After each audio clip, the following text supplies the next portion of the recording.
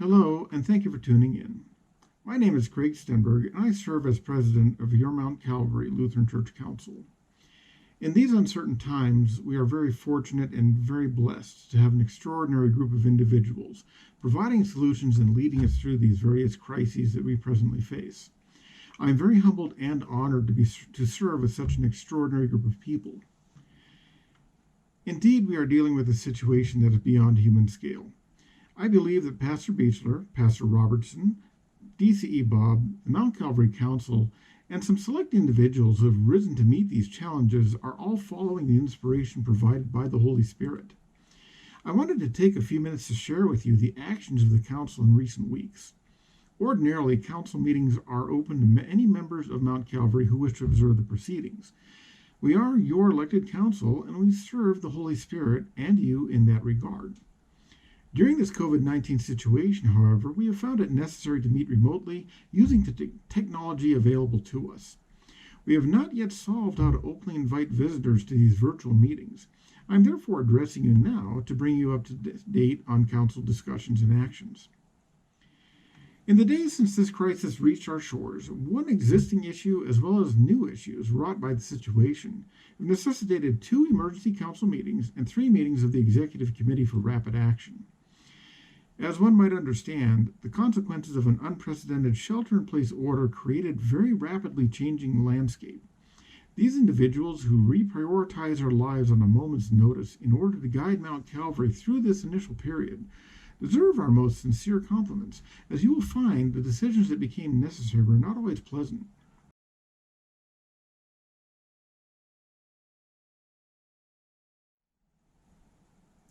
CLAWA. That is the Crestline Lake Arrowhead Water Agency. In the latter part of 2019, CLAWA retained the services of an engineering firm to restructure their water rates. CLAWA rates had not been adjusted over a 25-year period, and apparently their costs were catching up. Their projections were that they would run out of reserve funds in the next few years at the rate schedule that had existed at that time. Much of the new rate schedule appears to change relatively little on paper. Most people saw little change or even a slight reduction. But one very obscure area involved the relatively few private fire hydrants on the mountain. These are served by larger water mains that must be guaranteed a water supply even during periods of peak demand.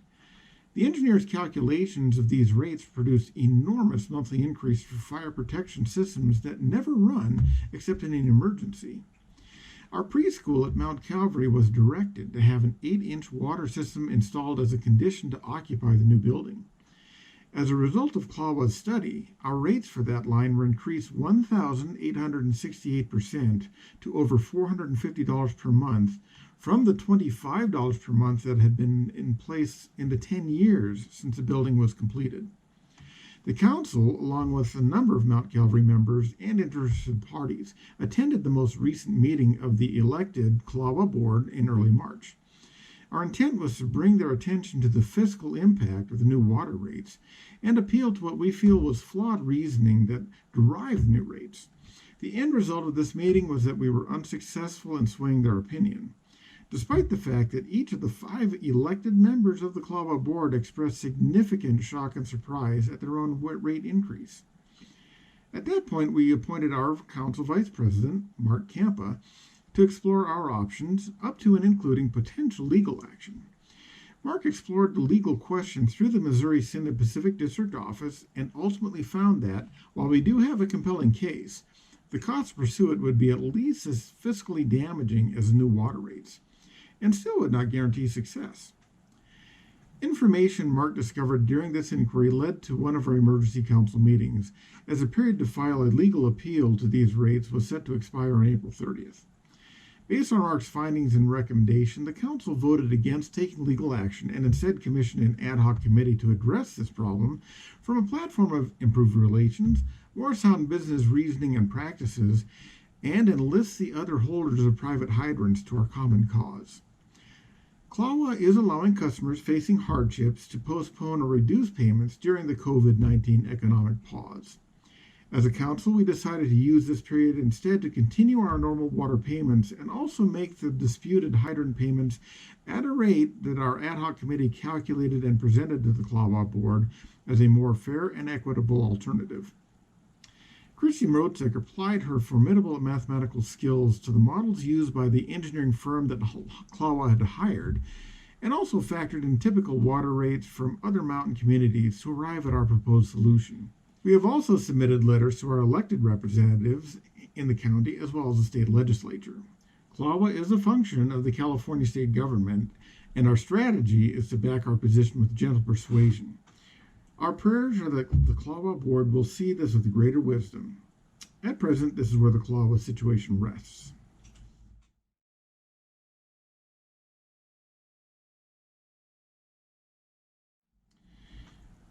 Okay, let's talk about operating funds. Due to a mandate by the county health officials, we were forced to suspend in-person worship gatherings, and both of our preschool campuses had to make the painful decision to close during the pandemic. This created a sharp reduction in budgeted income for Mount Calvary. As a result, it was necessary to furlough the majority of our teaching staff, as well as some part-time office staff for the duration of the crisis.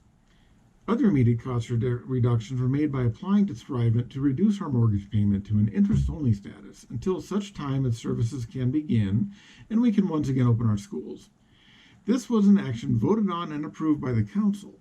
This may involve a balloon payment at the end of that cycle, but our current financial situation remains stable. We are also monitoring that status in order to make changes as needed. Fortunately, through some very innovative and inspired problem solving, you, the people of Mount Calvary, have largely continued your financial support through new opportunities to give. We are fortunate to have had Bethany Evans join the council as secretary, and she has brought new ideas and a fresh perspective on how we can reach out to more people in today's world. Our treasurer, Jeff Zamora, has also been instrumental in the development of the Tithely app for our phones and his ability to take a very scholarly look at our budget. We have made adjustments during this period to focus on our resources to the areas where they will provide the greatest return on investment. And please remember, when I say return on investment, we're referring to the greatest good we can bring to our community with the gifts and resources that we have. Shortly after this crisis began, our government made funds available through the Small Business Administration. Jeff Zamora spent tremendous energy researching the applicability of these programs for Mount Calvary. He found that the CARES Act, or the Paycheck Protection Program, presented a good probability of success. The PPP is delivered as a loan, but if used for payroll and other operating expenses, it may be converted as a grant. We were approved through Union Bank for $124,762 under this program. We held an emergency council meeting to vote on whether or not to accept these funds. The timing was very critical as the funding source quickly exhausts on these programs. The purpose of seeking the PPP funds was to restore the teaching staff of the schools and continue with utility and mortgage payments. These are all within the SBA guidelines as approved and intended uses of these funds. The nature of these decisions and the speed with which they need to be made precluded the possibility of a congregational vote. We therefore needed to make these decisions under emergency provisions in the best interest of Mount Calvary as guided by the Holy Spirit. At the beginning of this crisis, Mount Calvary had a little under $100,000 operating funds. By adjusting our spending in the manner described, it was determined that we could weather approximately 4 months of societal lockdown under worst-case conditions. If offerings and giving continue at the present level, however, we may be in a good position to sustain a more protracted event. Our prayers, of course, are that we will be spared this worst-case scenario. At the time, however, we must realize that life may not completely return to the normal that we had when all of this began. I personally am comforted by the fact that the Holy Spirit has placed the right combination of talent, conviction, and integrity at the helm of Mount Calvary during this period.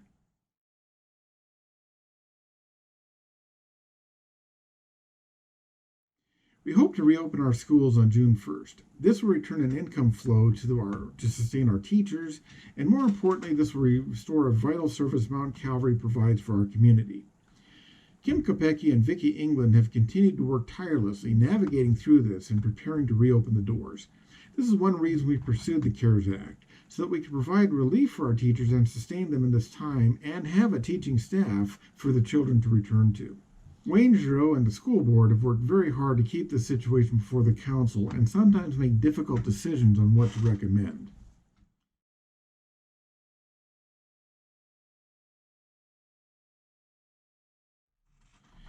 So let's talk about the COVID-19 responses.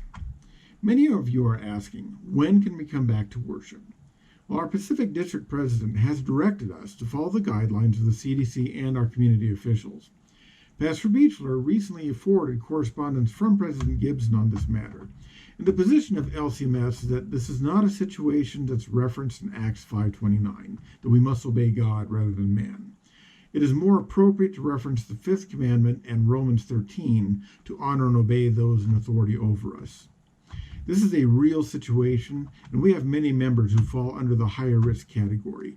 Therefore, we are wise to heed the wisdom of Philippians 2:1-4, and maintain the attitude that the church must put the needs of others first, serving the greater community by delaying our gatherings for worship. Personally, I am anxious to meet each of you again in person as we return to meeting in fellowship. We must, however, wait until it is safe to do so, although I may be tempted to follow Dave Coleman's suggestion and show up in PJs. You probably didn't think anybody was reading when you wrote that, Dave. When we are able to return, please understand that there will likely be significant changes to the way that we gather.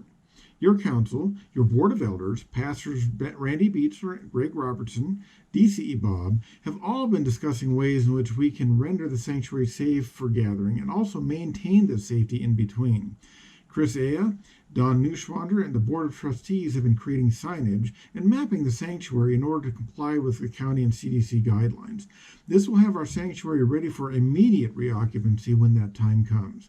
We do not yet have a date for this, but it is a discussion point for our next council meeting, and we do hope that this situation does not last very much longer. Finally, I'd like to take a moment and point out some truly heroic things that are happening because each of you have supported the work here at Mount Calvary. Our food pantry continues to serve members of our communities as an essential service. Volunteers travel to Riverside to acquire goods from the Second Harvest, and many businesses and even individuals continue to donate goods in order to maintain this service. Many of you are gathering for the Bible studies and other meetings through Zoom. Kim and the Awanas team have kept Christ alive in the hearts of our young members through weekly Zoom meetings, and our youth program continues to flourish as one of the highlight organizations serving our young adults here on the mountain. I truly hope you are enjoying the Sunday morning broadcasts of our church service and the music that Bob provides, the children's sermons delivered by Tracy Taylor and Daryl Lohmeyer, with James, I might add, the readings, the occasional humor that can be levied in the unusual circumstances that all this has created, and the participation that comes together from so many different homes. Technology is a gift from God that has made it possible for us to maintain a sense of Christian community, and we are very blessed to have so many talented people who can put this technology together and make it work. I'd like to acknowledge the work that DCE Bob puts into this each week. Bob is literally producing a show, although it is not entertainment, as Pastor Buecheler points out. But it is, nonetheless, a production in the truest sense, and perhaps a couple of hundred different technical functions must be woven together to create this experience. Please join me in thanking all of our called staff and the many volunteers who have been singularly focused on maintaining the cohesiveness of our church community and the sense of extended family that it provides. May God's blessings find you and remain with you and give you comfort and peace during this period that often brings uncertainty.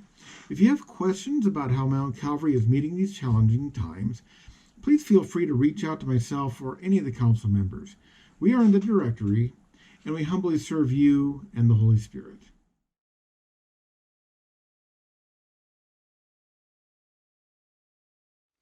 Hi, from Pastor Buecheler. A really quick announcement about getting back to worship and the safety precautions that we are taking. We are following all the CDC precautions that we have received. We have deep cleaned the church. We have a person who will be cleaning the services before and after every worship service and the restrooms. Also, all the books in church, hymnals, Bibles have been taken out. So bring your own Bible to worship with you. All the services will be on the monitors. You can read along with the different parts of the worship service. So we are taking all the precautions that we can to make coming to worship safe. But we do need you to take some responsibility also when you come here to worship. And what we need of you is if you feel ill or if you've been with somebody with the COVID-19 virus in the past 14 days, you need to stay home and worship online. Also, there will be no handshaking or hugs. Stay 6 feet apart from each other. We encourage you to wash your hands before and after every worship service. And this next one is very, very important to us. We need you to wear a face mask in the worship center. Why are we saying that? Well, let me read you from the CDC. The virus that causes COVID-19 is thought to spread mainly from person to person, mainly through respiratory droplets produced when an infected person coughs or sneezes. These droplets can land in mouths or noses of people who are healthy or possibly be inhaled into the lungs. Spread is more likely when people are in close contact with one another, usually within 6 feet. And so when you're talking, when you're singing, that is the place of great danger, and that is why we need you to wear a face mask. If you come to church and do not have a face mask, we will have them available for you. Finally, know that your church staff has been working very, very hard to make worship safe. May God bless us as we are hopefully soon be able to come back to worship.